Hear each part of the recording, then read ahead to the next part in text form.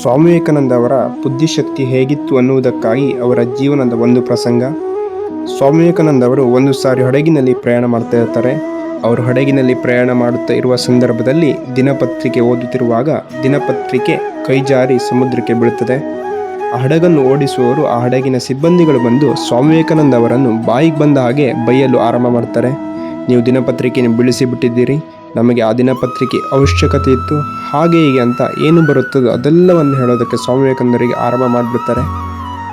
ಸ್ವಾಮಿ ವಿವೇಕಾನಂದ ಅವರು ಸಾವಧಾನದಿಂದ ಇದ್ದು ಆ ಹಡಗಿನ ಸಿಬ್ಬಂದಿಯನ್ನು ಪ್ರಶ್ನೆ ಮಾಡುತ್ತಾರೆ. ಪ್ರಶ್ನೆ ಮಾಡಿ, ನೀವು ನನಗೆ ಒಂದು ಪೆನ್ನು ಮತ್ತು ಒಂದು ಹಾಳೆಯನ್ನು ತಂದು ಕೊಡುವುದಾದರೆ ಬಹಳ ಉತ್ತಮ ಅಂತ ಹೇಳ್ತಾರೆ.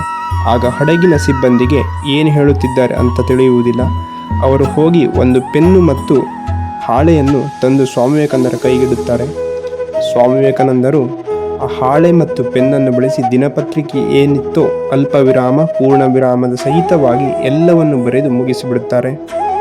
ಬರೆದು ಮುಗಿಸಿದ ನಂತರ ಆ ದಿನಪತ್ರಿಕೆಯಲ್ಲಿ ಯಾವುದಾದರೂ ಸುದ್ದಿ ಇಲ್ಲವಾದರೆ, ಯಾವುದಾದರೂ ಸುದ್ದಿ ತಪ್ಪಿದ್ದರೆ ಒಂದು ಸಾರಿ ನೋಡಿ ಆ ದಿನಪತ್ರಿಕೆಯಲ್ಲಿ ಏನಿತ್ತು ಯಥಾವತ್ತಾಗಿ ಆ ಹಾಳೆಯಲ್ಲಿ ಬರೆದು ತೋರಿಸುತ್ತಾರೆ.